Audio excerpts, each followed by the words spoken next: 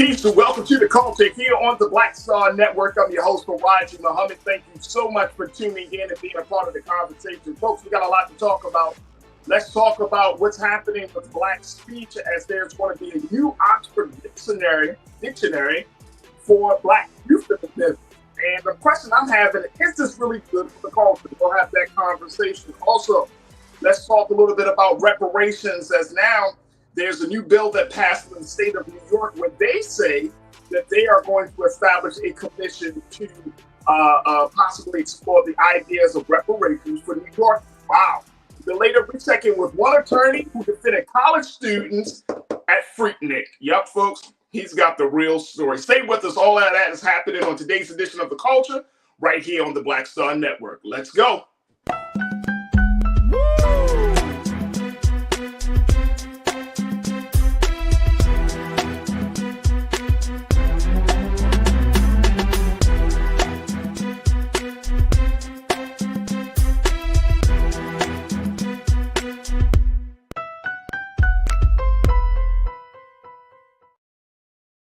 All right, folks, welcome to the culture here on the Black Star Network. I'm your host, Farajii Muhammad. Thank you so much for tuning in and being a part of the conversation. First and foremost, happy Friday. Man, oh man, it took us all week to get here. But I appreciate y'all for checking in and being a part of the discussions that we got lined up for you today. All right, let's jump right into it. The first conversation is talking about a new Oxford dictionary that will showcase Black speech and Black euphemisms. The question becomes, is this going to be good for the culture? Now, one of the key editors and behind this major project is researcher, scholar, and professor, Brother Henry Louis Gates Jr. And there is a lot of conversation about what this dictionary will entail, especially with which words from Black language will be included. And trust me, folks, there are going to be a lot of different words. Joining me on this conversation is a culture crew member. He is a DEI specialist. That means diversity, equity, inclusion. And he's just a brother who's been on the front lines and continues to push something good for the culture. My brother Shanedu Wakwa, brother Shanedu. Good afternoon, sir. How you feeling, bro? We took all week to get here, like you said. It took all week to get here, Shanedu. It took all week to get here. All right, let's talk about this.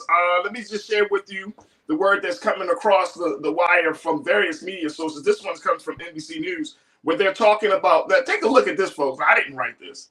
I think this is funny. I had to bring this one up.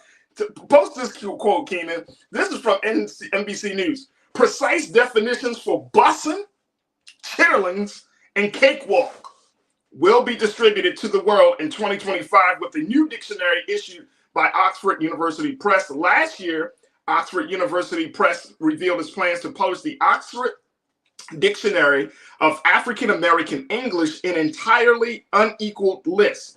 During a recent online presentation, those tied to the publication revealed that they already selected 100 words to include in its dictionary and has its eyes set on publication in March 2025, according to the New York Times. Everybody has an urgent need for self-expression, said Henry Louis Gates, explained in his interview of the importance of inclusivity and word representation in dictionaries. He said, you need to be able to communicate what you feel and what you think to other people in your speech community. That is why we refashioned the English language.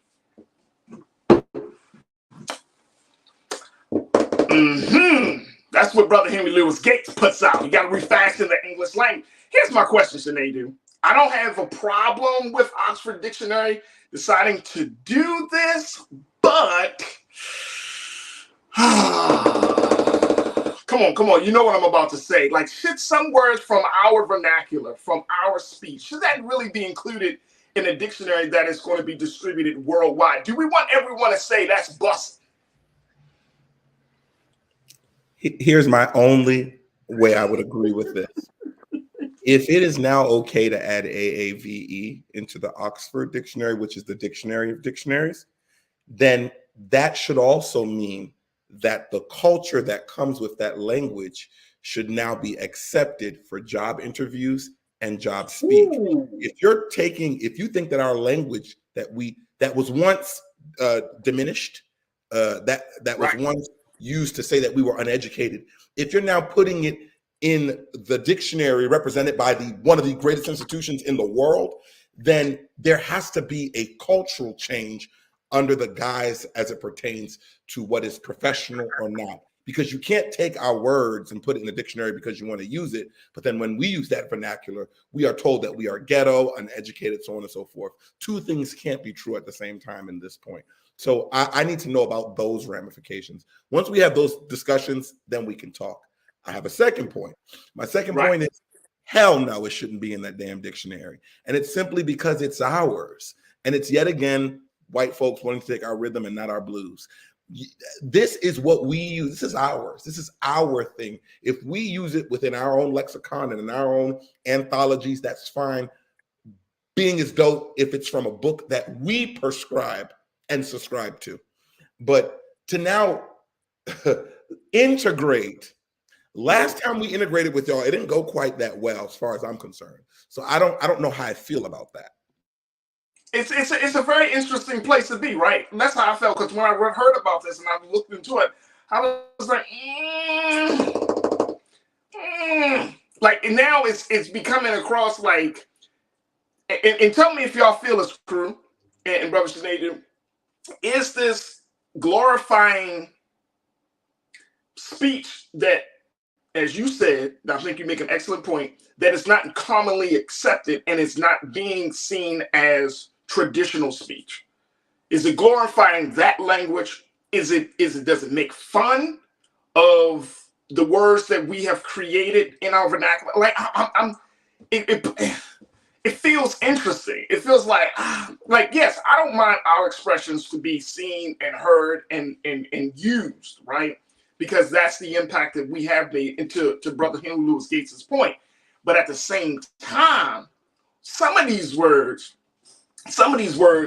I mean, I don't even know. I don't think that Black folks really like completely embrace. And if that's the case, do you teach this to the next generation? Do you pull out you imagine being a teacher, Sinead, and you pull out this Oxford Dictionary of African American language term speech, and you're just like, okay, class, this thing is busting. I mean, are we teaching? It's one thing for children to use that, but in the formal language, are we putting out? Is this of setting us back? That's the part about this, bro. I can't. It's kind of hard to wrap my mind around this. And so let me go to Crew before we take our first pause on this. Crew, just let me know your thoughts on this as we talk about this new Oxford Dictionary. So many of you are already checking and saying, hell to the no. Shalinda, you said, I mean, first the Ebonics book, now this. Right, Shalinda. Right, now this. And this is, like I said, this is from Oxford University Press. So this is not like some mom and pop shop of places. This is a legitimate situation going on. Thank you, Shalinda, for kicking us off this afternoon. Tiana, you said, we don't need the whites knowing our language. Well, they already know our language. They already know that. But it's not that we don't need the whites to know our language, because every group of people have their own language. White people, Black people, Latino, Native Americans. It's just a simple fact that our language is really fascinating to people outside of the culture, to people outside of our group of people. So you know what I'm saying? It's that part. Willie, Tiana, thank you so much. Willie, my guy, you said this isn't what we meant for diversity and inclusion. I'm going to go back to you on this one, Sinead. I think Willie brings up an excellent point. Is this a form of diversity and inclusion that we should be advocating for? It is not. And it's very simple. Inclusion means don't exclude me. Inclusion is for me to have the right to be myself within the midst. It doesn't mean that you have to be me or I have to be you. And I think people get that confused. And I do want to make a point also that when I think about this, it reminds me of that old movie Airplane from 1980, where that white lady on the plane was like, I speak jive. And it's like, it's almost, when somebody outside of the culture does this, it is almost disrespectful and a mockery. It is the one thing that I think whiteness has not gotten in 2023 and any year before that. There are certain things that just don't belong to you, that you don't get to share. And that is okay. But we do need do we need to have some updated conversations about language, expression, speech from Black Americans? I don't know if it, because see, then the other part of it is that if this is supposed to be about diversity, equity, inclusion, should we get an Oxford Dictionary for Latinos? Should we get an Oxford Dictionary for Asian Americans? Should we, like, how do we not make sure that Black folks are put out there in such a way where we're used to make mockery of, versus us being part of a coalition of people that represent this country? What did Will Smith and Ashley Banks say in that one episode of Fresh Prince of Bel-Air? Mind your business. That's all. Just mind your business. If you look at AAVE and African American Ebonics, if you go back to the motherland, the continent, there is something that we call broken. We call that in Nigeria, but it's a slang that is speaking all throughout Africa. It's very similar to what we do here. You know how if you're down south Black folk got their way of talking. Northeast folk got their own Black way of talking, but we can communicate with each other, even though we're speaking two different forms of a quote unquote broken language. This has been done all throughout the world, but ain't nobody going to Africa trying to figure out how do we translate. Like, accept it as is, let it be what it is, because the next question then becomes, now you learn this vernacular, how do we know that you won't use that against us? We see this with the RICO charges, with them trying to figure out what our music means and with how we express. Anybody else, a country person can sing about drinking whiskey and killing his wife and y'all call it art. But then y'all hear somebody, a young thug, a young this, a young that, singing about the same thing, and it's RICO charges. So it's like, I believe that this is yet another, in my opinion, this will be yet another tool to subjugate Black and brown folks. Absolutely. This is big. This is big. Folks, we got to take a quick pause. When we come forward, let me get more of your thoughts on this, crew, as y'all are checking in on our YouTube page under Roland Martin, as we're streaming live right there. What's your take on Oxford Dictionary, Oxford University Press, creating a dictionary for Black speech that actually includes a slang that Black folks, the vernacular, the language, the linguistics that we often use in a dictionary format where the rest of the world can see what we're talking about? What's your take on that? Is it good for the culture? That's the big question. Join us in the discussion as you see us on our chat on YouTube, and continue to tune in to blackstarnetwork.com and of course on Amazon News. We got to take a quick pause. When we come forward, more conversation about this, and of course with you. Stay with me. It's The Culture right here on the Black Star Network.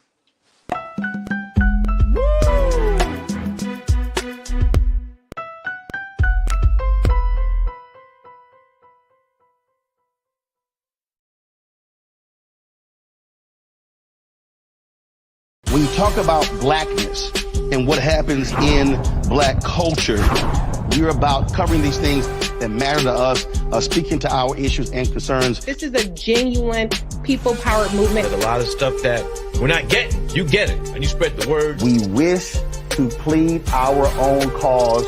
Too long have others spoken for us. We cannot tell our own story if we can't pay for it. This is about covering us. Invest in Black-owned media. Your dollars matter.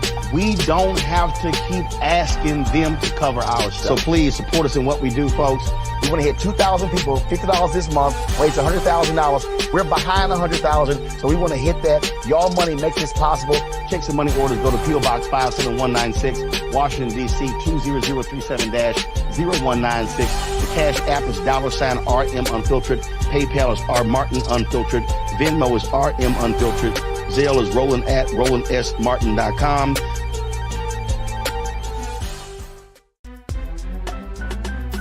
I'm Farajii Muhammad, live from LA. And this is The Culture. The Culture is a two-way conversation. You and me. We talk about the stories, politics, the good, the bad, and the downright ugly. So join our community every day at 3 p.m. Eastern and let your voice be heard. Hey, we're all in this together. So let's talk about it and see what kind of trouble we can get into. It's The Culture. Weekdays at 3, only on the Black Star Network. Folks, Black Star Network is here. Oh, no punching! I'm real revolutionary right now. Support this man, Black Media. He makes sure that our stories are told. Thank you for being the voice of Black America, Roland. I love y'all. All momentum we have now, We have to keep this going. The video looks phenomenal. See, there's a difference between Black Star Network and Black-owned media and something like CNN. You can't be Black-owned media and be scared. It's time to be smart. Bring your eyeballs home. You dig?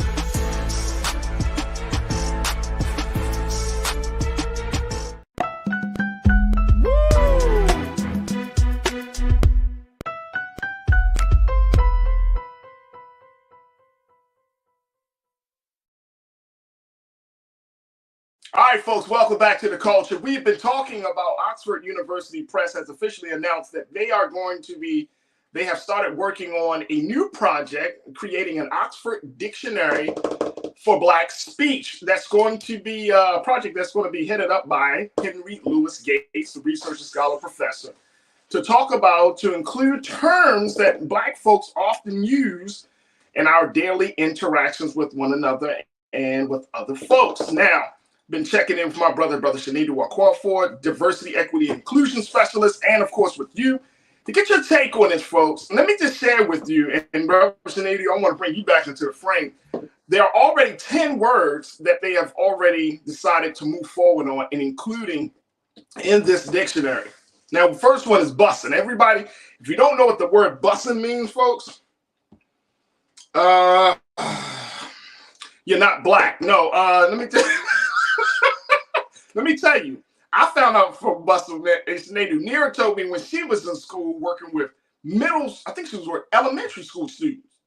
It's like elementary, middle school age students started using the term busting. Then I heard Black grown folks talking about, man, this place is busting. So I was just like, what the hell is that? Even I didn't know the words. And I'm in communications, bro. I'm in communications. All right, so here's the thing.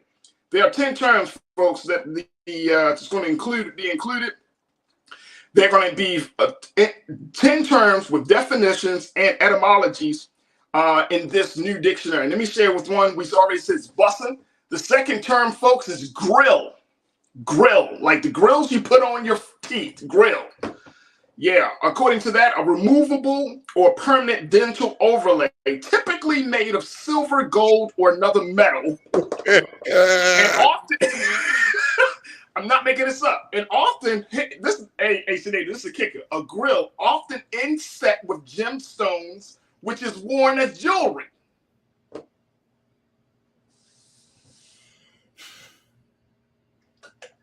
I need to take some coffee on that one, bro. They're taking the fun out of it.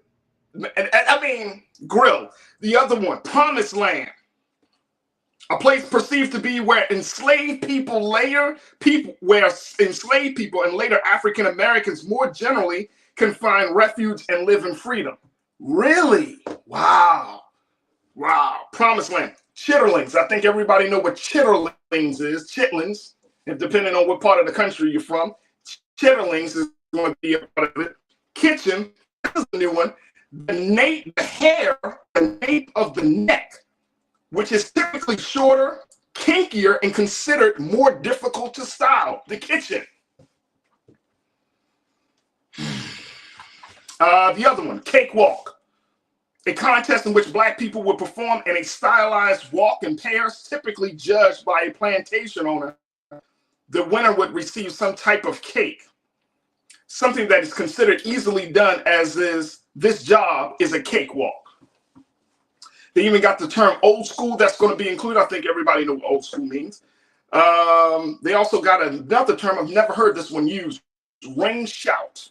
A spiritual ritual involving a dance where participants follow one another in a ring shape, shuffling, clapping their hands to accompany chanting and singing.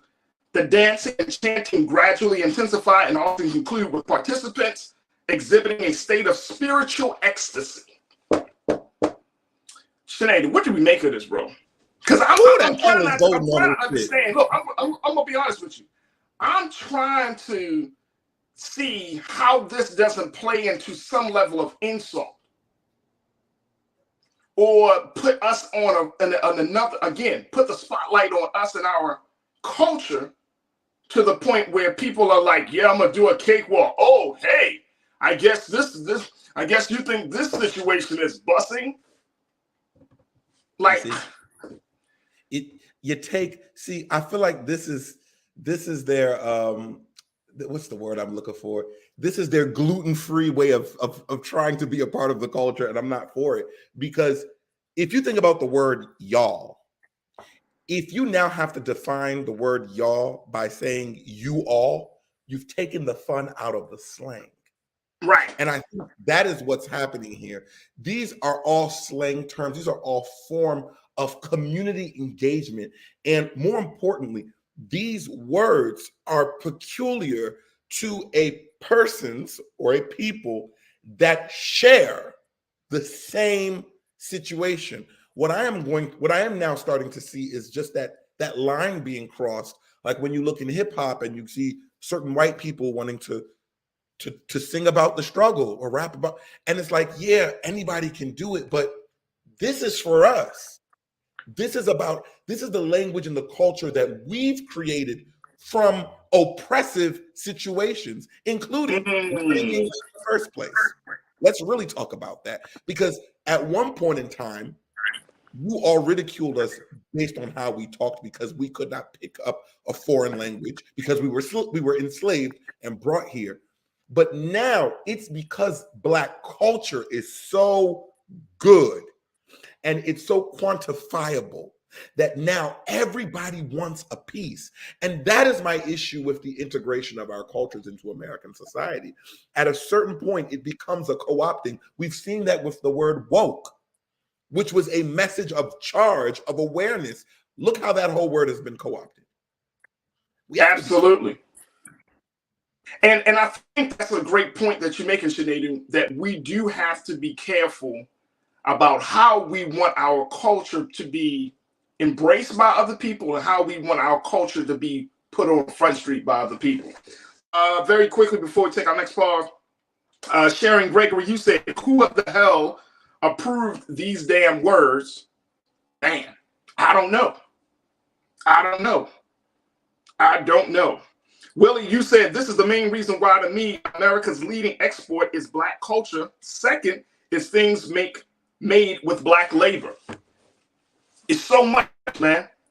This is so much that it's really unfortunate that as a people, we still have to fight against and fight for some level. Well, I'm trying to think of the proper word. I mean, no pun intended, Brother Sinead, but I'm trying to think of the proper word. Like, we're trying to fight for what here? What is this that we're trying to hold on? It is certainly our culture.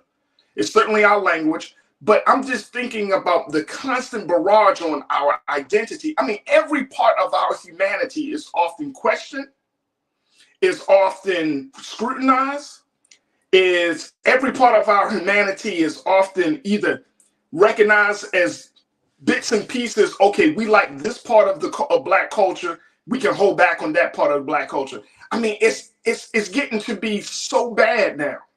From the words that we use, to the way that we dress, to how we style ourselves, to the places we go. And you know, people will say, well, you know, Black folks, we jump to conclusions, but I don't see this level of scrutiny, and I'm talking about this level of scrutiny. I don't see this level of scrutiny for other people in this country, for Asian Americans, for Latinos. This seems to be very targeted on us. And I'm saying not just about this dictionary, I'm talking about in general, the level of all of this stuff that we're experiencing. This is a high level of scrutiny, bro. A high level of scrutiny. Any take on that, bro? Sinead, you still with us? Yeah, I'm with you. Sorry, I had to unmute. I mean, okay, brother, listen, I don't want to belabor a good point. This is strange. But this is also not new. And that's what makes this even more interesting. It's always, and this is our truth. right? And one of my favorite books, The Secret Life Between Black and Jews, there's a line in that book, and it's a quote from a German philosopher, Arthur Schopenhauer, and it says, truth goes into 3 stages. First, it's vehemently denied. Then it's researched. Then it's finally proven to be self-evident. And that's what we see here. This, what is happening now, it has always been our truth, but it was a truth that people denied for years and ridiculed for years. But now all of a sudden people want to research this. You'll see a class in Harvard about Black education or Black speak one day, because now it's being proven to be self-evident. And there's danger in that. And I'll keep saying that. I'm 100% not with this. Even though they may have a Black man who is doing the research, if we're going to add our thing to anything, let it be our own lexicon in our own anthology. Absolutely. We've created and what we've deemed, because it's not okay. If this is now the hip hop museum or something like that is now wanting to, then I'm fine for that. But entering this into the Oxford Dictionary, that don't sit well with me, especially because a lot of the wealth of Oxford came from, okay, let me not go there, but okay. Come on, man. Come on. You got to keep it real. We got to keep it real. And I think this is why it's important for us to have this conversation. So we will see how this thing will move forward as Henry Louis Gates takes the helm, serving as one of the main editors for this project, what type of feedback he's going to get, and if it truly will come to publication in 2025. Shadeda, we got to take another quick pause. When we come forward, I want to give us the latest around this reparation movement happening here in the country, how the state of New York is now looking to create a commission to study the importance or study the need for reparations for New Yorkers. We'll break down for you what the latest bill that they approved just yesterday says and get your take on it. So stay with us. That conversation is up next here on The Culture on the Black Star Network.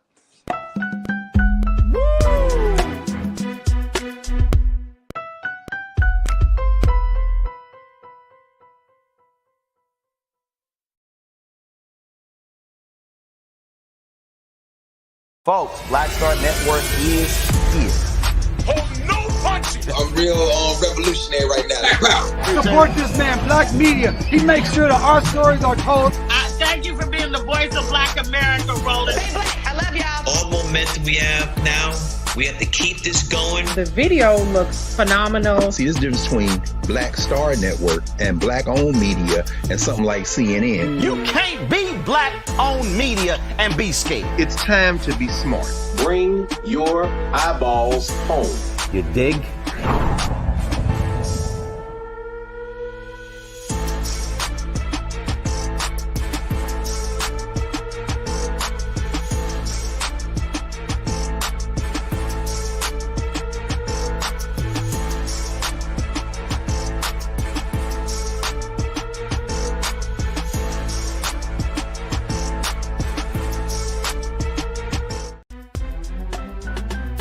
I'm Farajii Muhammad, live from LA. And this is The Culture. The Culture is a two-way conversation. You and me. We talk about the stories, politics, the good, the bad, and the downright ugly. So join our community every day at 3 p.m. Eastern and let your voice be heard. Hey, we're all in this together. So let's talk about it and see what kind of trouble we can get into. It's The Culture, weekdays at 3, only on the Black Star Network. When you talk about blackness and what happens in Black culture, we're about covering these things that matter to us, speaking to our issues and concerns. This is a genuine people-powered movement. There's a lot of stuff that we're not getting. You get it, and you spread the word. We wish to plead our own cause. Too long have others spoken for us. We cannot tell our own story if we can't pay for it. This is about covering us. Invest in Black-owned media. Your dollars matter. We don't have to keep asking them to cover our stuff. So please support us in what we do, folks. We want to hit 2,000 people, $50 this month, raise $100,000. We're behind 100,000, so we want to hit that. Y'all money makes this possible. Checks and money orders go to P.O. Box 57196, Washington, D.C. 20037-0196. The Cash App is $RM Unfiltered. PayPal is R Martin Unfiltered. Venmo is RM Unfiltered. Zelle is Roland at RolandSMartin.com.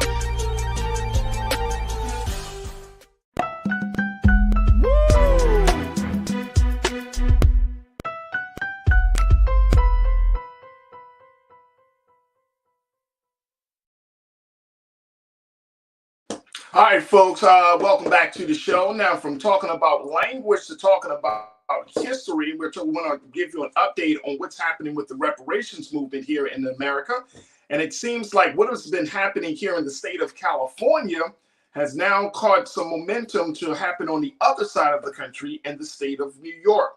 Yesterday, a major piece of legislation was just approved by New York legislatures, the state assembly there, and moving forward to creating a commission to study the conversation around a reparation, to examine whether New Yorkers deserve reparations. Here's the latest coming out of the Associated Press. Take a look at this, folks. This is what Assemblywoman Michelle Solange said about this whole process. He said, quote, "We want to make sure we are looking at slavery and its legacies. This is about beginning the process of healing our communities. There still is generational trauma that people are experiencing. This is just one step forward." The state assembly passed the bill about 3 hours after a spirited debate on Thursday. The state Senate passed the measure hours later, and the bill will be sent to New York Governor Kathy Hochul for consideration. The New York legislation will create a commission that would examine the extent to which the federal and state government supported the institution of slavery. It would also address persistent economic, political, and educational disparities experienced by Black people in the state today. Let me bring in my brother Shanadu, into this discussion as we talk about reparations, a conversation we've been having on this show, brother Shanadu, as you know. But now we're seeing some momentum. A lot of what we're seeing around this piece in New York with this bill came as a result of what was happening in the state of California in creating the reparations task force here. So now New York is looking at it. I remember having a conversation with Dr. Ray Winbush, who is one of the many scholars that have been a part of this reparations movement for 30 years. And he told me this about a year and a half ago, a little about over a year ago, that he said, Farajii, you know, we talked about Evanston, they have the reparations. We know California, of course. He said, but the next big place is going to be New York. This is the next place that they're looking at. So he told me this over a year ago. So now we're seeing this come into fruition with reparations for New Yorkers. What's your take on this, Brother Sneeder? Or can we expect this to be the trend for states across this country?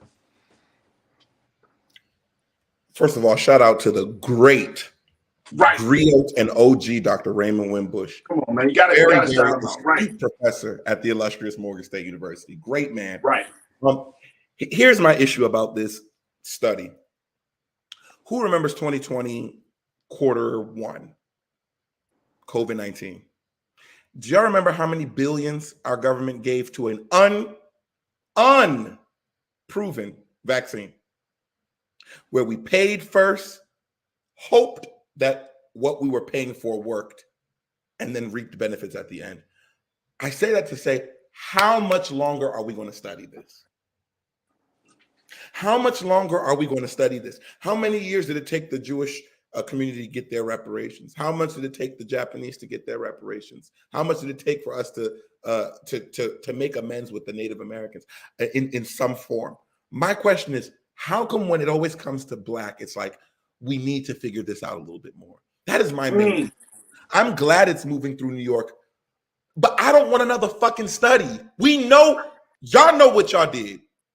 We know what y'all did. If you would like to know further of what y'all did, don't study anything. Step into any Black urbanized city in this country, and you will see the stain of your lack of respect and of your small man attitude. I'm trying to be as polite as I can. I just take so much issue with this discussion on reparations. Are we still studying? Then we're going to study it for 5 years. Then after we're studying, we're going to commission maybe an ethnographic study of that for another 5 years. Then after that, maybe we're going to publish a book.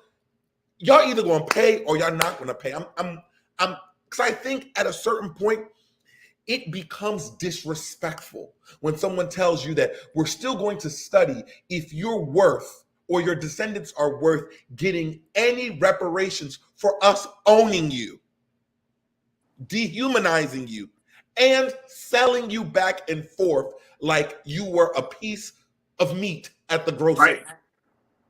Right. At a certain point, it becomes disrespect, Farajii.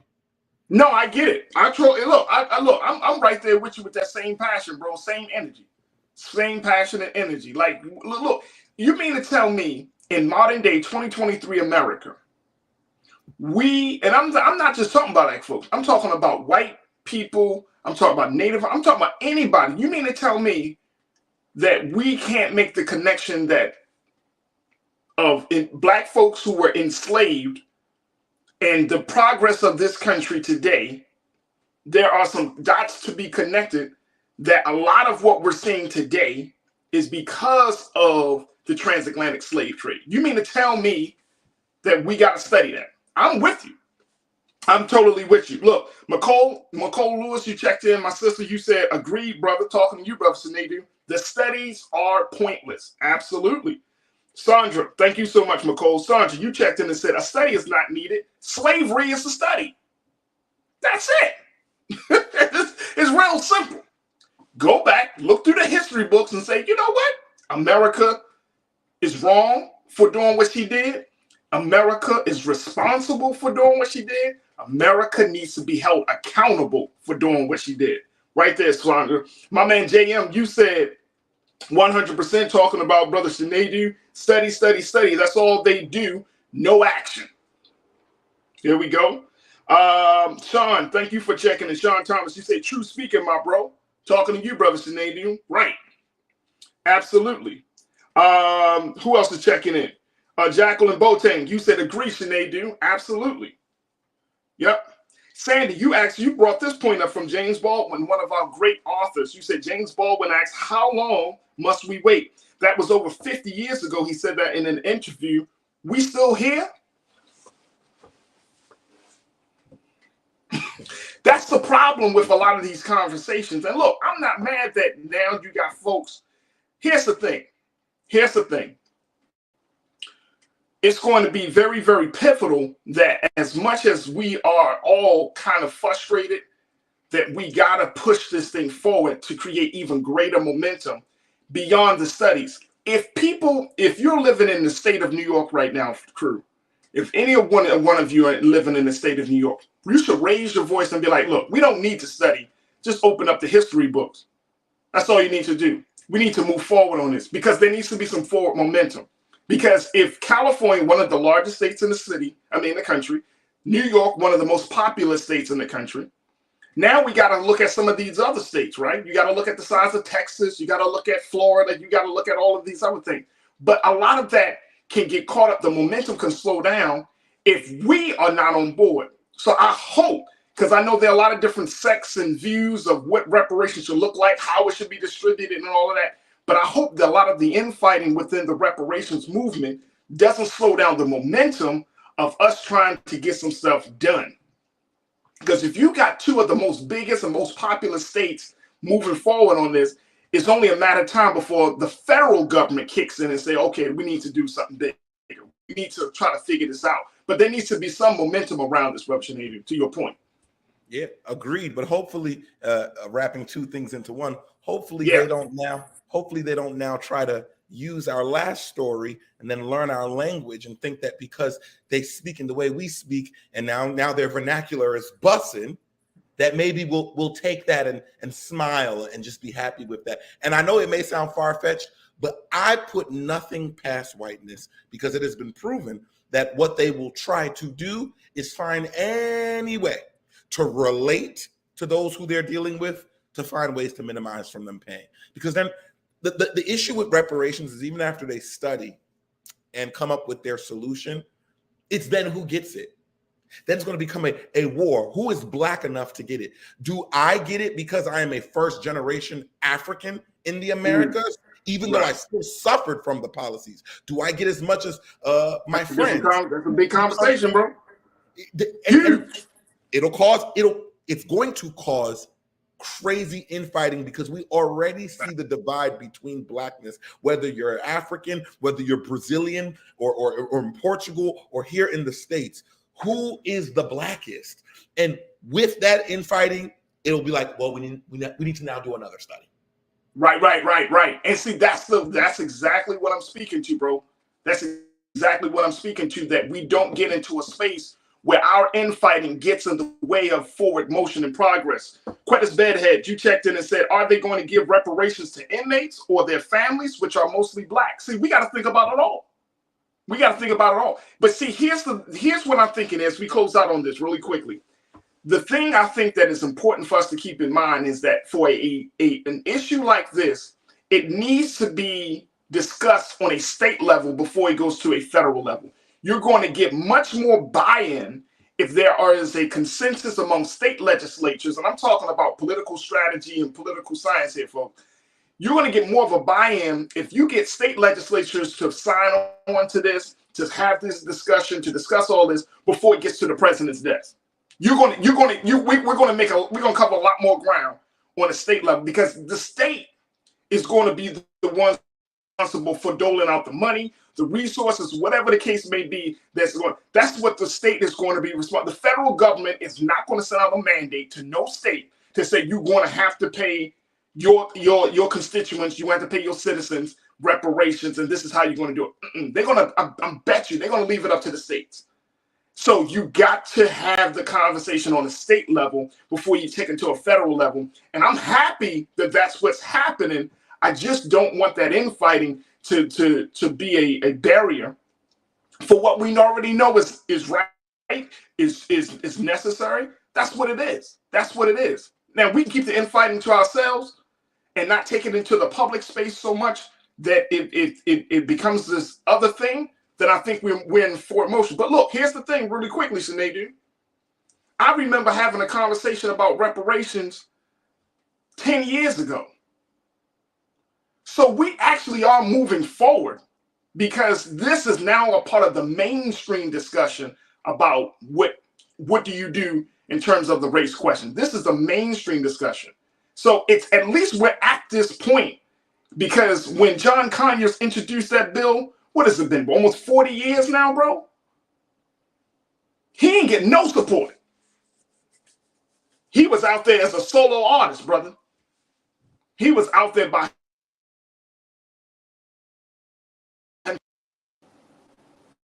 So he didn't get no support. So it is important that we keep that in mind. Look, brother Sinead, I know our time has certainly been well spent, and I appreciate your insight, bro. And I thank you so much for checking in with us this afternoon. It's always good to talk to you, man. And I just love and appreciate you, man. God willing, man, we'll be reconnecting with you sometime next week. All right? Inshallah. Thank you, brother. Appreciate you. Absolutely. All right, folks, we got take another pause when we come forward. More of the culture. And I appreciate all of y'all for checking in, man. Very quickly, Jacqueline, you said you agree with my point on that. Thank you so much, Jacqueline. And Sean, you said, in my opinion, Juneteenth proved we are old. Absolutely. Folks, stay tuned. More conversation, more of the culture coming up next on the other side, right here on the Black Star Network.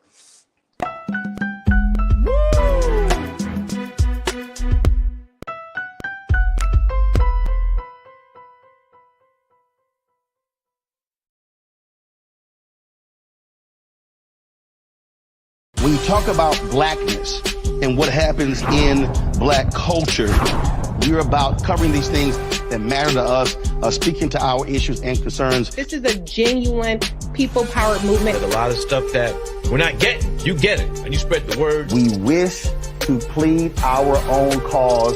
Too long have others spoken for us. We cannot tell our own story if we can't pay for it. This is about covering us. Invest in black-owned media. Your dollars matter. We don't have to keep asking them to cover our stuff. So please support us in what we do, folks. We want to hit 2,000 people, $50 this month, raise $100,000. We're behind 100,000, so we want to hit that. Y'all money makes this possible. Check some money orders. Go to P.O. Box 57196, Washington, D.C. 20037-0196. The Cash App is $RM Unfiltered. PayPal is R Martin Unfiltered. Venmo is RM Unfiltered. Zelle is Roland@RolandSMartin.com.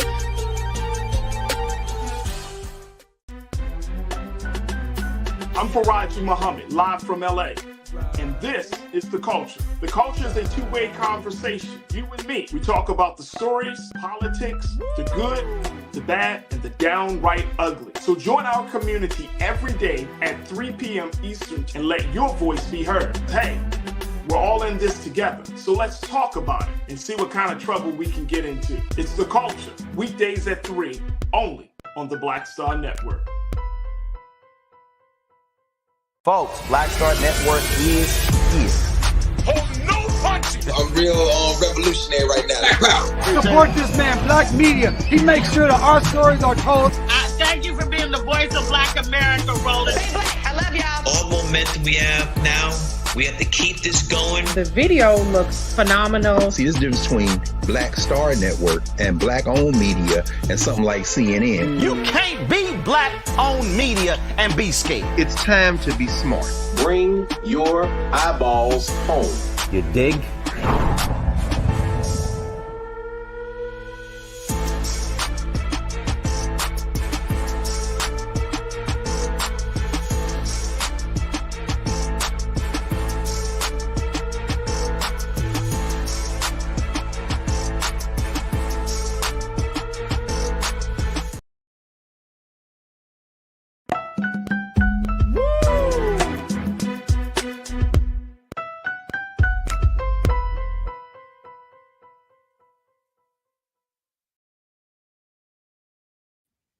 All right, folks, it is Monday, and as we have been doing every Monday, is as much as we talk about the political and social things, we got to talk about health and wellness. And so let's get another installment of today's Reclaim Your Wellness with Dr. Bridget, MD.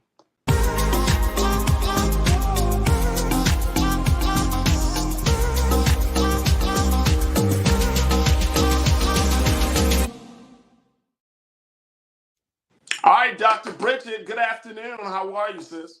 Great. How are you today, Farajii? I am all right. Let's talk a little bit about something that I think a lot of parents and school folks, and now a lot of states have actually been talking about. I said that we're trying to shift gears from the politics of health and wellness, but this is actually a political conversation just as much as it's a health and wellness conversation. Yeah. Where we're seeing states doing some stuff with social media. Yeah, we're getting to that point where something that should be about families and mental health has really now become a political issue. And so keeping in mind, this is Mental Health Awareness Month. We're getting more than halfway through, getting near the end of the month. And so it's really important that we spend a little bit more time in this area. I know that we've covered a little bit of this before, but I really am asking the viewers to checking in on themselves as well as their kids, thinking about how are their grandparents, how are their good friends, people forget about their cousins, really doing some checking in around mental health because we don't spend enough time in this area. You know, when we think about just wellness, we think of every other aspect of our body, but we don't necessarily spend enough time thinking about this.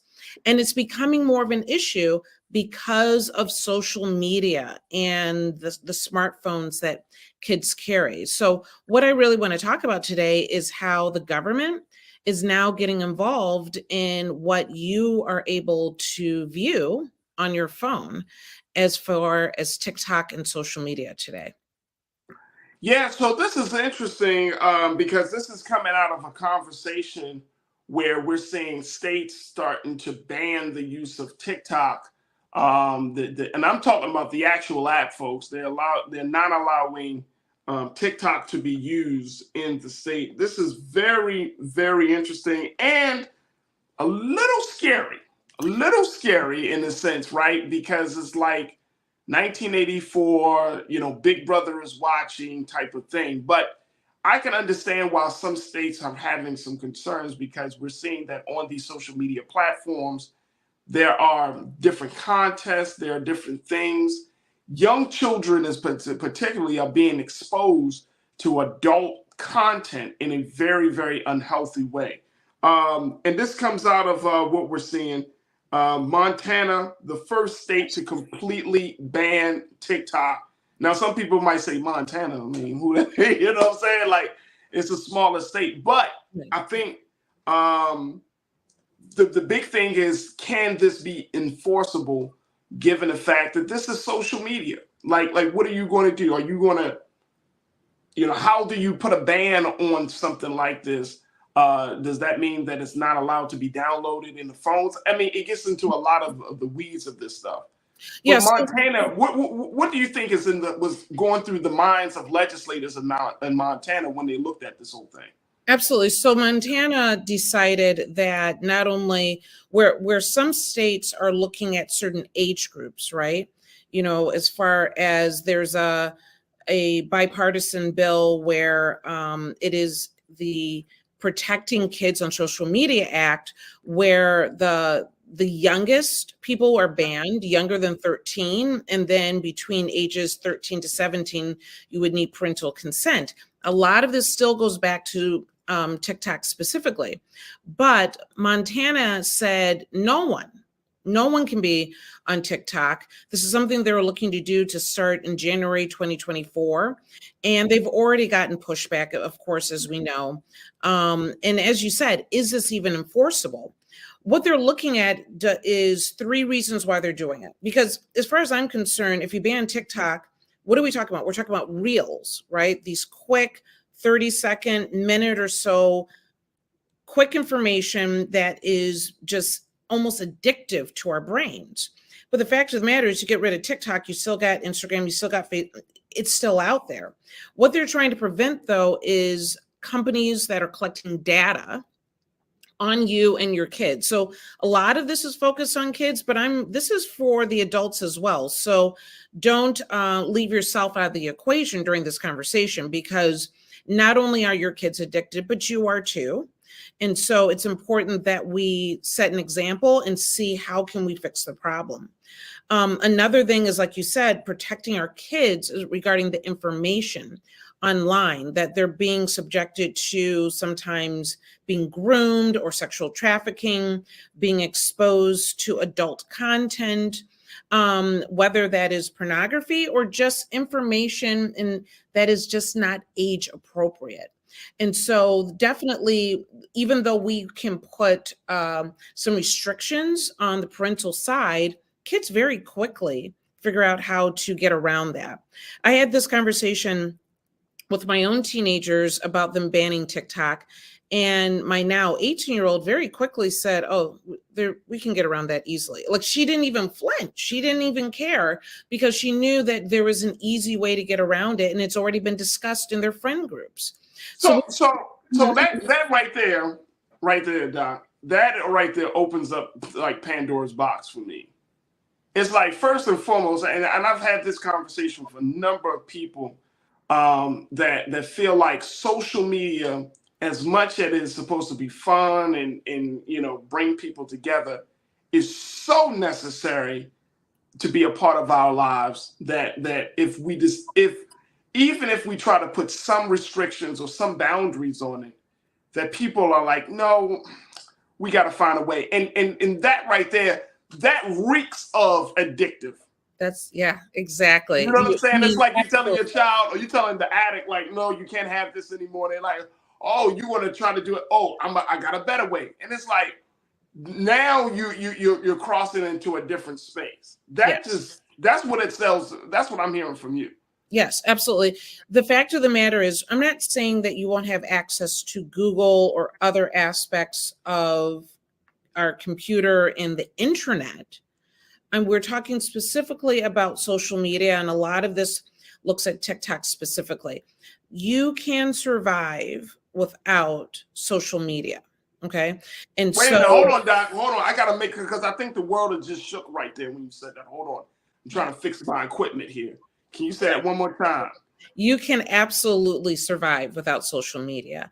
Wow. And honestly, today, I definitely want to spend some time talking about solutions to this, not just the problem. Because you're living under a rock if you don't know social media isn't an issue, or that it's not addictive, or it's not good for your kids' brains, right? But the question, I think, is what do we do about it? And I think that's where we all really get stuck. There was a review in the Journal of American Medical Association found, we're talking about what does this do to kids, right? Why is this a big deal? There was an increase in pediatric mortality in 2020 and 2021, rising 11% and 8% in those years following amongst teenagers. This is not due to any other reason. It was suicide, it was homicide, and drug-related deaths. A lot of this has to do with deaths of despair, okay? Children feel so hopeless that they turn to drugs and suicide. This is not a white problem. This is not a Black problem. This is a young person problem. This is being exposed to information that they cannot handle. It's being exposed to cyberbullying and afraid to share that information. And so we really need to take this seriously. And the fact of the matter is, I keep wanting to bring this back. Yes, this is a teenage problem, but we also, as adults, we call it cyberbullying with teenagers. We call it trolling when it comes to adults, right?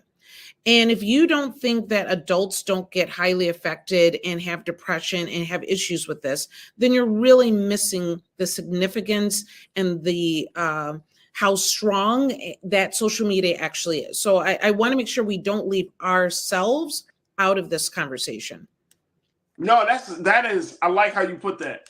We call it cyberbullying as teenagers, trolling as adults. Yeah. So, and I think that to some degree, as adults, depending on who the adult is, you either kind of feed off of that energy, or you are, as you mentioned, your view of yourself takes a hit. But the cyberbullying for a child, they're not emotionally, mentally developed to make those decisions. So you're like, oh, they're just goofing off. They take that stuff to heart. Yes. Absolutely. And that whole thing about death of despair. Yes. And it's a horrible situation. I think one big difference for adults versus our teenagers or young people is that many times if we have someone trolling us, it's rarely someone that we really know personally, though I've had that happen as well, right? But we know that we can come back at that on some level. The problem is that if your child blocks the person that is bullying them, they still end up going to school the next day. And if they're not seeing that bully, everyone is telling them what they are not seeing on social media. And the problem just continues to perpetuate itself, where adults many times can find ways to shut it down. And so it's really important that we take a closer look at this. Even with this overuse of cell phones and social media, there was a book out not that long ago by Jean Twenge that talks about the fact that our kids' brains are developing very differently.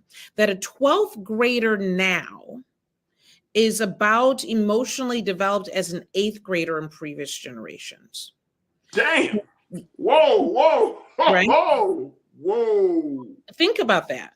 And I'll be honest, when I was reading this, I kind of looked at my own kids and thinking, gee, when, I have a 18-year-old, and when I was her age and, through high school, I was much more social. And no, she's social, she's active, she's, a great kid, but I was much more out there in the world, probably getting in more trouble, where she could sit on her bed and just have like a group chat thing with a bunch of friends on a Friday night and think that, she was living her best life.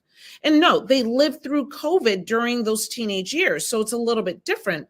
But at the same time, if you look at how a 12th grader now behaves versus how you behaved in 12th grade, they're not emotionally developed the same way that we were, that they're dealing with more they're less likely to go out. They're less likely to go sometimes to social functions because they're more shy or don't know how to interact. They're getting into less alcohol, to be honest with you, because they are more engaged in this addiction than other addictions that may occur. Social fitness and wellness, you checked in and said addiction. Absolutely. These kids are physically attacking teachers for taking phones during the class. Yes, absolutely. So there was and so the question is, should the phone be not only in the kid's bedroom, should the phones even be in the school? And there is police in Rocky Mountain, North Carolina. There was an investigation over a fight over a cell phone between a substitute teacher. Also in Tennessee, high school teacher was pepper sprayed twice by a student who became irate that her phone was being taken away. I saw the video for that. Doc. And I mean, all he was trying to do was take the cell phone. Yeah. And she went off. But I did read, and I'm just please correct me, that there's some dopamine levels that like what we're taking in affects the serotonin and the dopamine in our brain. So like we get excited when we get a notification versus when we don't. Like, can you explain that before we take our next pause? Yes, absolutely. So basically, just as you're explaining that the same hormonal experience that you have with other addictions, whether it's opioids or gambling or shopping or whatever it may be, it's a surge of excitement in your brain, as you said, with dopamine, right? And so every time you get a like or some sort of response on social media, it urges you to come back in and get another one. It urges your brain to give you a certain level of joy and satisfaction that you keep getting more and more drawn into this, which keeps kids up half the night trying to get more and more of this interaction on these apps. And the fact of the matter is that we need to control the access in a very meaningful way and find other things for our kids to get involved in, which we can talk about when we come back. We got to talk about it. Doc is always on it. Folks, we got to stay right there with us. We're going to continue the conversation with Dr. Bridget, MD, for this week's Reclaim Your Wellness. I want to hear from you, crew. What's your take on what Dr. Bridget is laying out? What's he putting down in terms of social media, parenting, and having this access? And this whole idea, should we start to have a conversation about banning certain platforms? Or is it just a simple thing of putting some time restrictions on whether your child, engages on a platform? What's your take about children, parenting, and social media? Stay with us. More conversation. Your thoughts up next here on The Culture on the Black Star Network.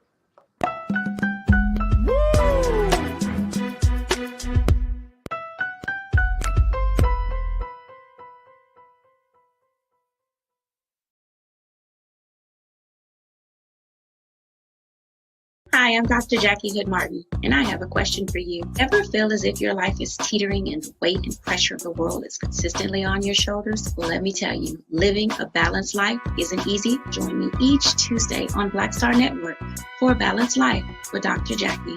We'll laugh together, cry together, pull ourselves together, and cheer each other on. So join me for new shows each Tuesday on Black Star Network, A Balanced Life with Dr. Jackie.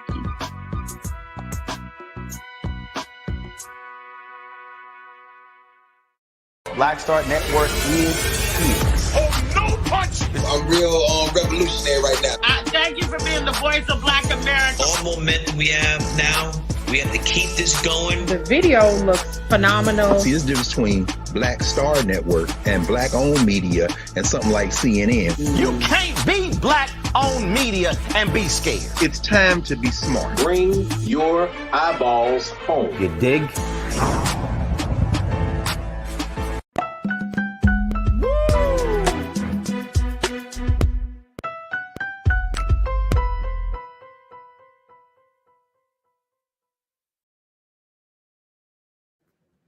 All right, folks, welcome back to the show. We've been talking to Dr. Bridget, MD, our resident family physician here on The Culture, to talk to us about a host of things for this, for her Reclaim Your Wellness segment. And this week, she's talking about parenting, social media and the politics of it all. And Dr. Bridget is putting out some jewels, folks, some diamonds for us to consider as we are having this very, very big, and I would say this is an ongoing conversation. I don't know how many households, I know it's a big thing in my household. I mean, the iPad, the use of access to getting on YouTube and TikTok and other social media, I think this is like, if this is not one of the top 3 things that parents have to deal with, which of course the top one is safety and security.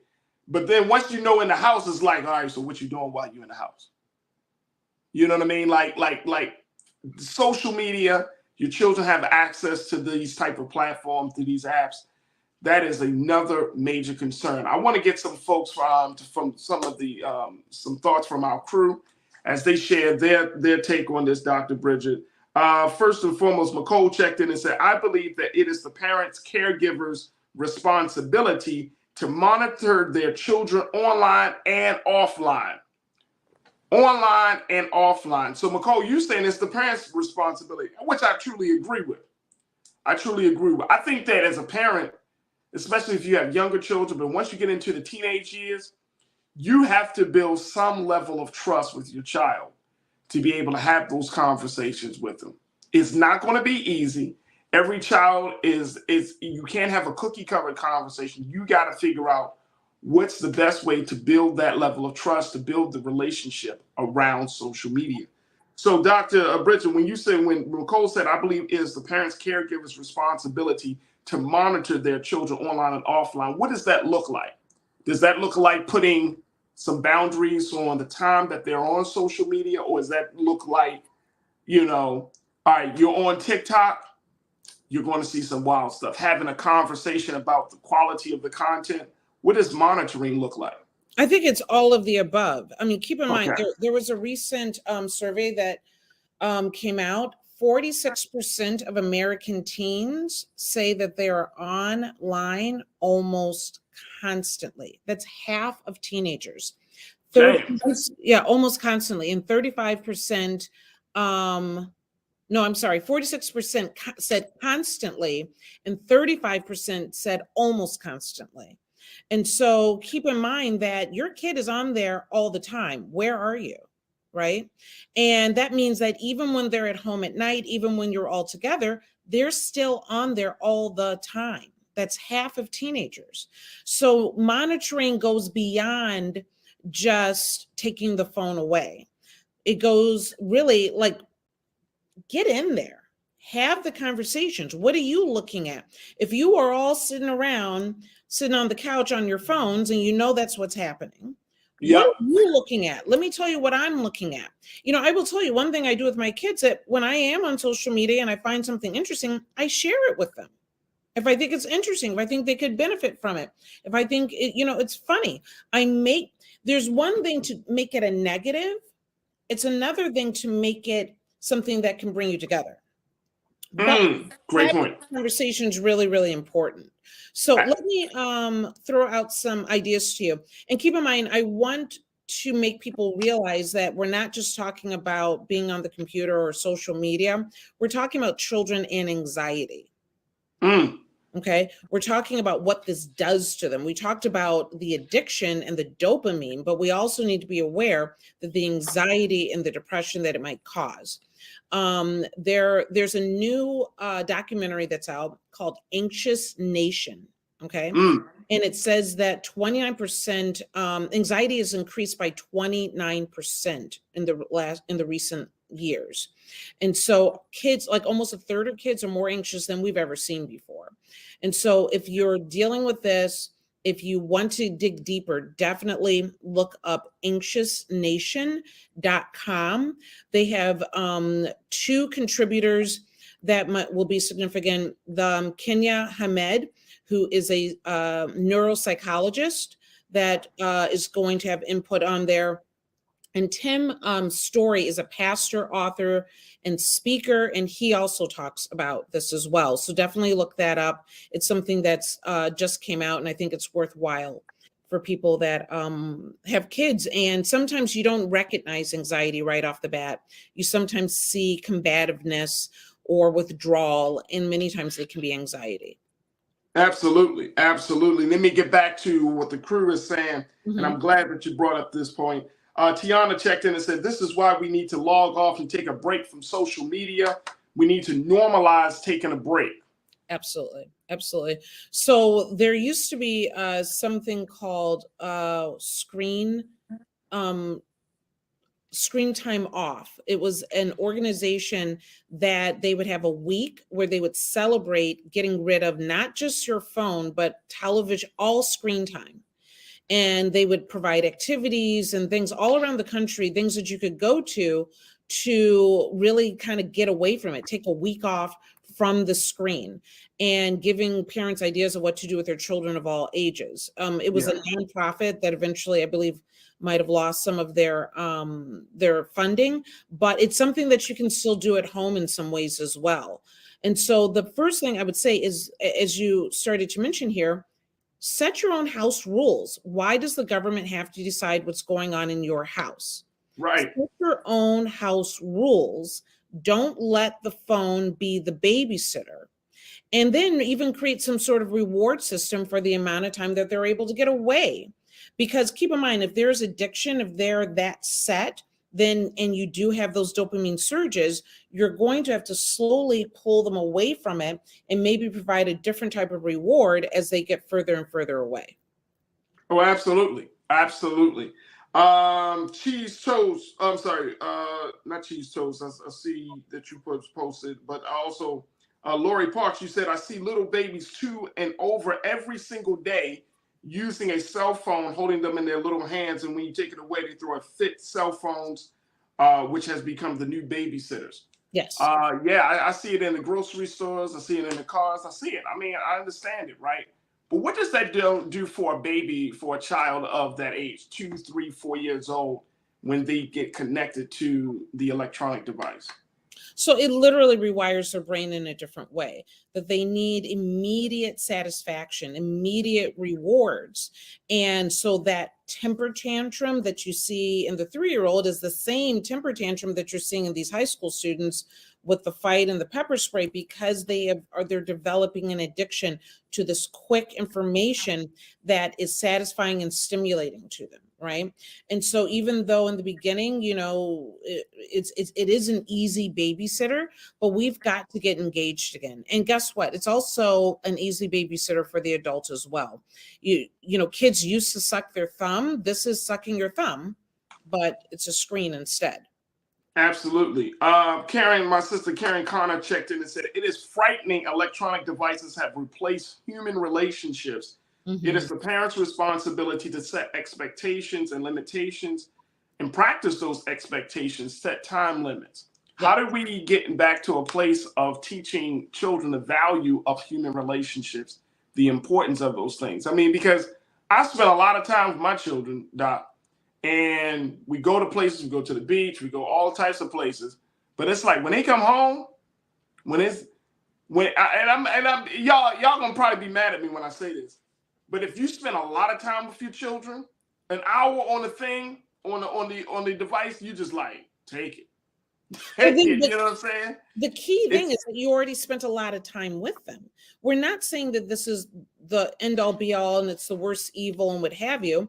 You know, you could watch TV together as well, and then you're getting complete transparency about what they're seeing, right? And that's the way, you know, we talked about that before. Now we've created something much more sinister, because you can't see what they're seeing, and if you do see it, they can switch the screen like that. Right. So one recommendation besides being knowledgeable and setting privacy or what have you, wean them down to one platform. Why do they have to have Facebook and Instagram and Snapchat? And they're ones I'm sure I'm not even completely YouTube is a huge one. YouTube is huge, right? And a lot of people get their music from that as well. So why do they have to have so many options? I know my daughter has some that I had never even heard of. that she is engaged in as well. And keep in mind, many kids will have more than one account. So just when you think you got smart enough to control the one account, many times they're just opening up another one. Okay. See, when it gets to that point, Doc, I'm gonna be honest with you. Like, first, I think you're talking about like the teenagers, your teenagers. You know what I'm saying? Because my 9-year-old, my 3-year-old, they're not setting up accounts. And I already had a conversation with my son and saying, son, you don't need this, because he looks at it, he's starting to become more aware of these things. But he's like, Dad, I don't think I need to be on social media. He likes learning stuff. So when he goes on YouTube, he finds the science and engineering stuff and how to build stuff and Lego masters and stuff. But there has to be some conversations. But when you start to create like ghost accounts and all of this stuff, it gets to be like way too far gone. And I think that there needs to be some level of intervention that has to happen between you and your teenager or your niece, your nephew, your grandson or granddaughter about what's really going on. Now, I got to take another pause, but here's the other part about this. And if you could speak to it, because we've been talking about children, but the adults, we see more and more adults, especially right in your field, that will jump on TikTok, Facebook, or Instagram to get medical and health information. Yes. Let's talk about it. You want to talk about it now? I thought you said. No, I'm just kind of like marinating on the fact that I'm just seeing so much of that happening. I'm like, yo, talk to your doctor. Like, don't go to some influencer to be like, yeah, this is how I learned about how to cure myself. Like, what the hell is going on? Folks, we're going to continue the conversation with Dr. Bridget and, of course, with you. Join us in the discussion. Post your comments on YouTube as we're streaming there now. And, of course, we're streaming on Black Star Network and Amazon News. And stay with us. It's The Culture here on the Black Star Network.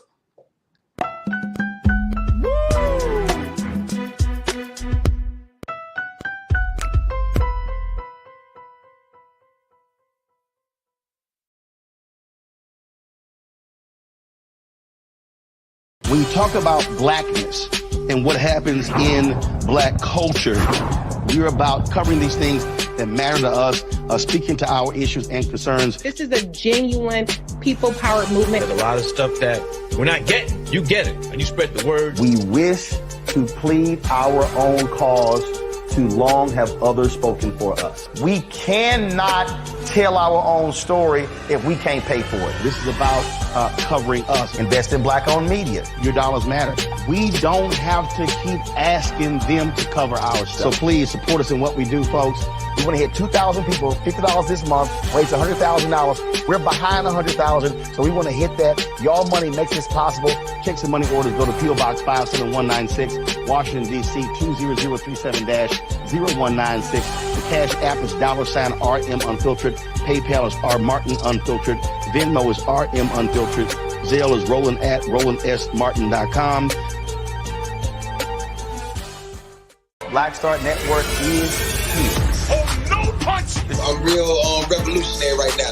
Thank you for being the voice of Black America. All momentum we have now, we have to keep this going. The video looks phenomenal. See, there's a difference between Black Star Network and black-owned media and something like CNN. You can't be black-owned media and be scared. It's time to be smart. Bring your eyeballs home. You dig? Hatred on the streets, a horrific scene, a white nationalist rally that descended into deadly violence. White people are losing their damn minds. An angry pro-Trump mob storms the U.S. Capitol. We're about to see the rise of what I call white minority resistance. We have seen white folks in this country who simply cannot tolerate black folks voting. I think what we're seeing is the inevitable result of violent denial. This is part of American history. Every time that people of color have made progress, whether real or symbolic, there has been what Carol Anderson at Emory University calls white rage as a backlash. This is the rise of the Proud Boys and the Boogaloo Boys. America, there's going to be more of this. Here's all the Proud Boys, guys. This country is getting increasingly racist in its behaviors and its attitudes because of the fear of white people. The fear that they're taking our jobs, they're taking our resources, they're taking our women. This is white fear.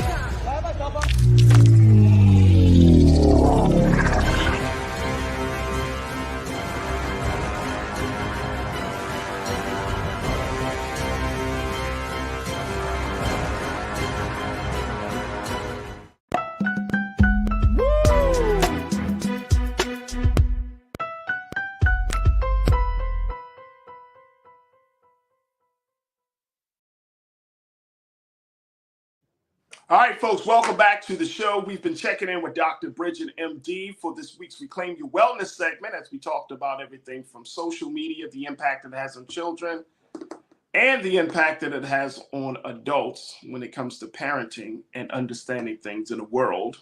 And this is truly fascinating. There's so many different components of this conversation, Dr. Bridget. Before I talk about the impact that it has on adults, we have one crew member, Nolan J7439, said, Dr. Bridget, can you speak a little on how adolescent brain development coupled with unsupervised internet use contributes to certain social dysfunctions?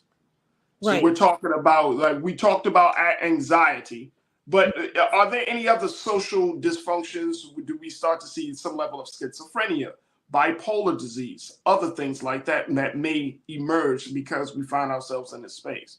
So we're not saying that there's any direct relationship to social media and some of these like schizophrenia or bipolar or what have you. But what we are finding is that it can be the beginning of what may be more and more mental health issues. So as we said, that we start with something that like anxiety or depression, and then it can lead into much more complicated issues. So people become suicidal, they become avoidant, they do not develop as far as socialization skills to be able to interact with the rest of the world. And so people that maybe already have a predisposition for some of these conditions, many times it's a stressor that brings about the first bipolar episode or schizophrenic episode.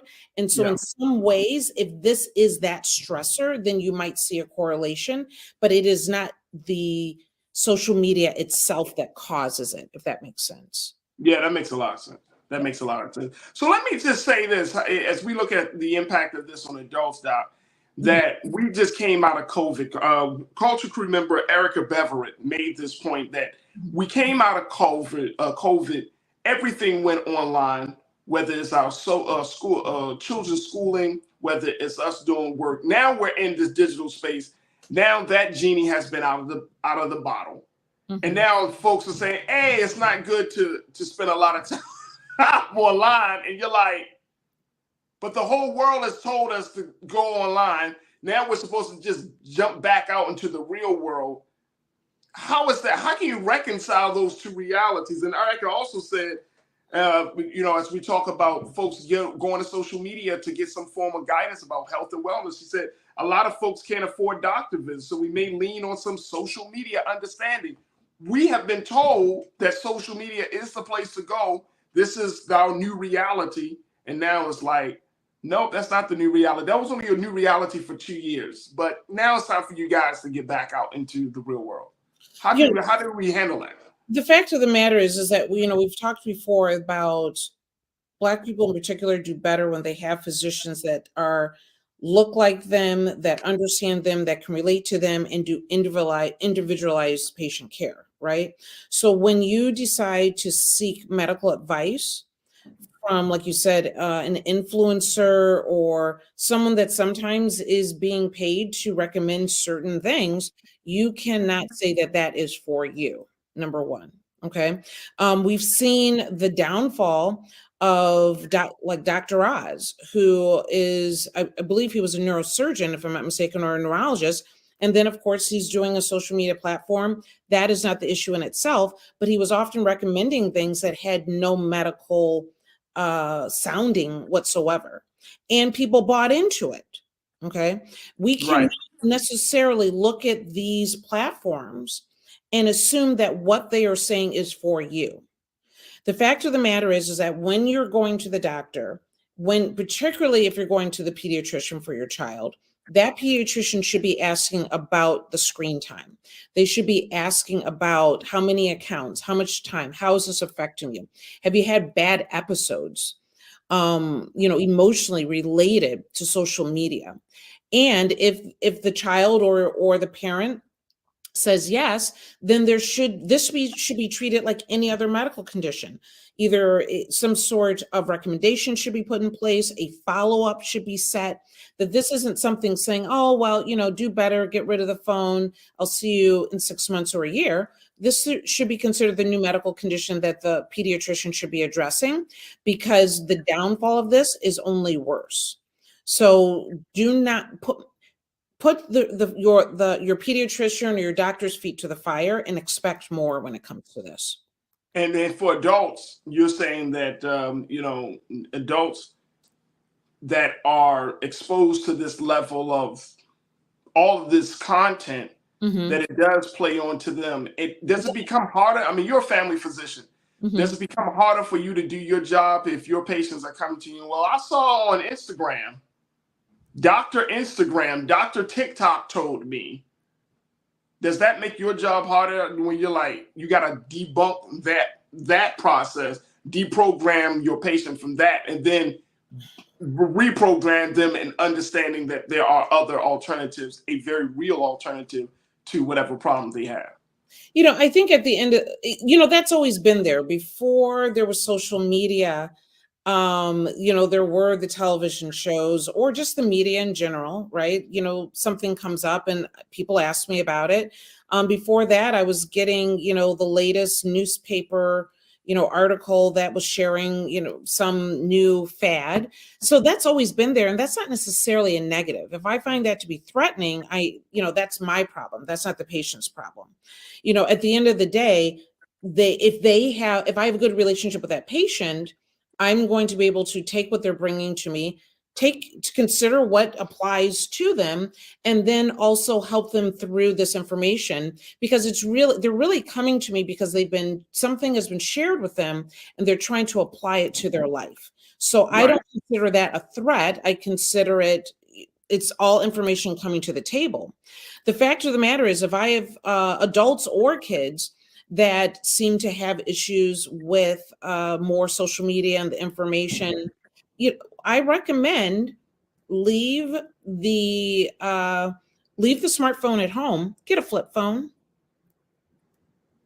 Get a flip phone that you're using, whether it's the kid takes it to school. Okay, right. You can get a burner phone and it doesn't cost that much. You won't have some of these issues. It'll get you away from it, but you can still have contact with your kid. Adults are doing it now too. It's become very popular for adults are saying, I still have a smartphone when I need it, but day to day walking out the door, they take a flip phone that doesn't have all that information at their disposal constantly. If this is a real problem for you, that is a solution.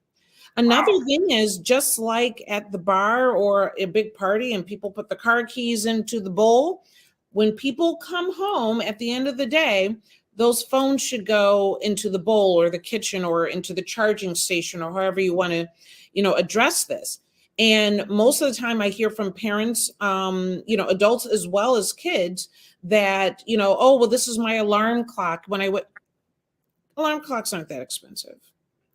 Get a regular alarm clock to wake you up. Get the phone out of the adult bedroom as well as absolutely out of your kid's bedroom.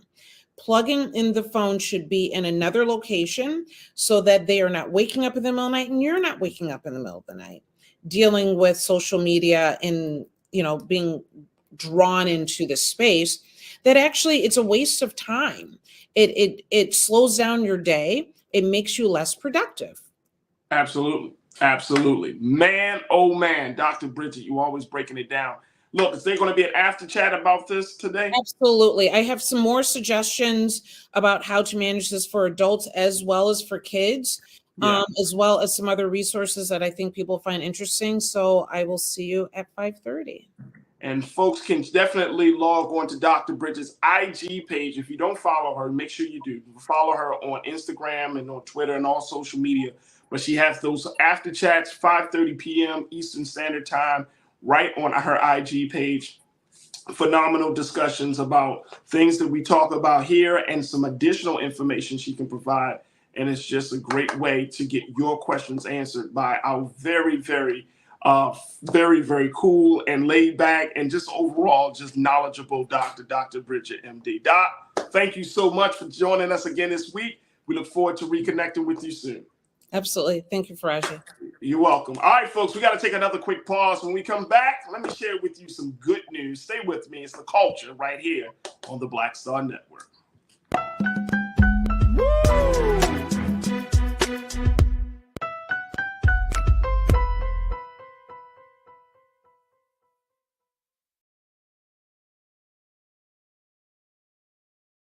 Folks, Black Star Network is here.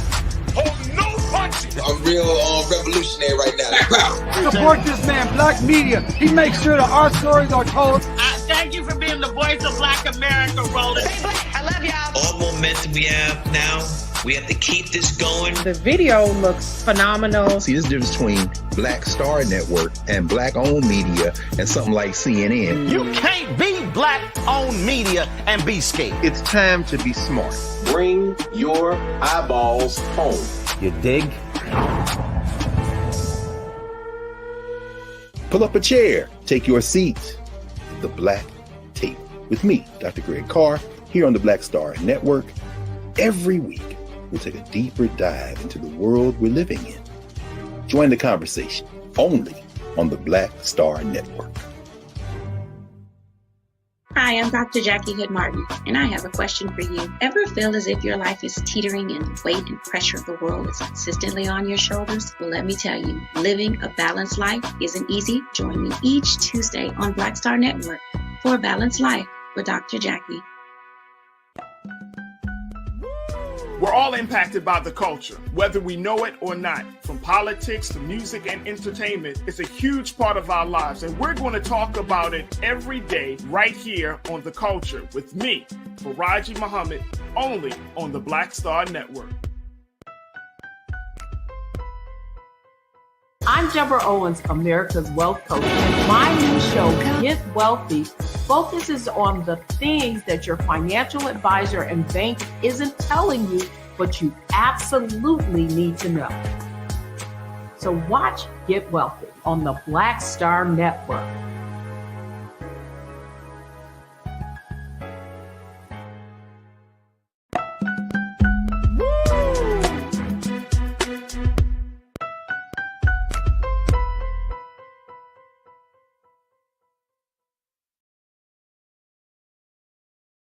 All right, folks, welcome back to the show and our final conversation. It's just something that I saw trending that I wanted to share with you, some good news, and it's about Miss Brittany Griner.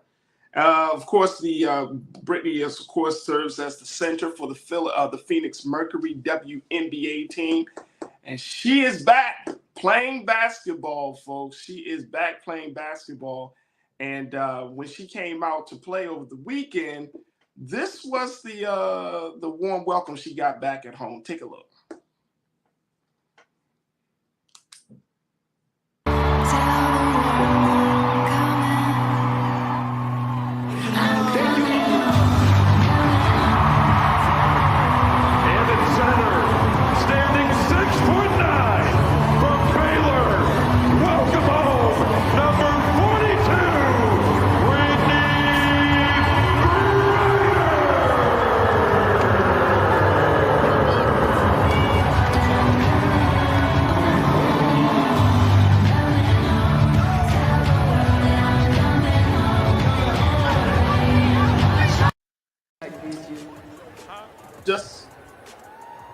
I need some noise for sports fans. Basketball is home.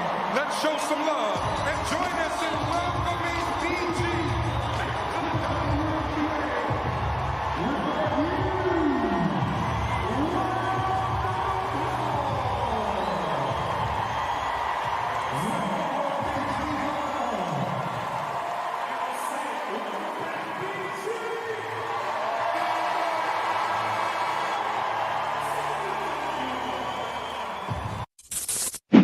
Thanks for watching ESPN on YouTube. Wow. Wow. Big shout out to BG, Brittany Griner. Welcome back. Welcome back. When the Phoenix Mercury actually played the LA Sparks here on Friday night here in Los Angeles at the crypto.com arena. If you went downtown where Crypto is, they have this big, like, it's crazy. Crypto's huge arena, but right down in downtown LA. But on the side of one of the buildings, they had this huge poster of Brittany Griner. Nike had put this out. All they had was a picture of Brittany Griner holding the basketball, kind of facing downward. And they just said one word, home. It was very, very touching. So Brittany Griner is back, even though the Phoenix Mercury's have lost their first 2 games of the season as they kick off the season. She has been feeling the love both at home in Phoenix and abroad around the country. And we just welcome her back to the hardwood floors and, more importantly, welcome her back home here at the United States. And after undergoing that very, very crazy, just that crazy situation in Russia, it's just good to see that she's coming back to something that she loves, which is back to her fans and to basketball. So welcome home. Welcome back, Brittany Griner, and we have been pulling for you here on the Culture on the Black Star Network, and it's good to see you back on the hardwood floor. All right, folks, that's going to do it for us. I want to thank all of you for tuning in. I want to thank my dynamic team. I want to thank Joel. I want to thank my team member, my producer, Maddie. I want to thank my engineers for the day, Lise. Thank you. And, of course, our controls room for making today's show possible. Make sure you do your due diligence and show your support. Go to blackstarnetwork.com, where we're looking for your financial support to continue the great work that we're doing here on The Culture and on all the other shows here on the Black Star Network. And while you're there, make sure you download the app for free. Follow us on social media at Black Star Network on Twitter, Instagram, and, of course, share it with your family and friends. And just let folks know that Black media is here to stay. Also, while you're on social media, make sure you follow me, yours truly, Farajii Muhammad. You can find me at The Real Farajii on Instagram and at Farajii on Twitter. I would love to connect and build with you. And let's continue to have conversations about the culture. All right, folks, stay tuned. Up next is 6 p.m. Eastern Standard Time, Rolling Martin Unfiltered. Make sure y'all check out Dr. Bridget for her after chat at 5:30 p.m. before you jump on to check out Brother Roland and the panel. But as always, never be afraid to challenge what's wrong. Stand for what's right while being yourself in the process. God willing, we will talk tomorrow for another exciting edition of The Culture right here, exclusively here, only here on the Black Star Network. Have a great afternoon and evening. Talk to you soon. Peace.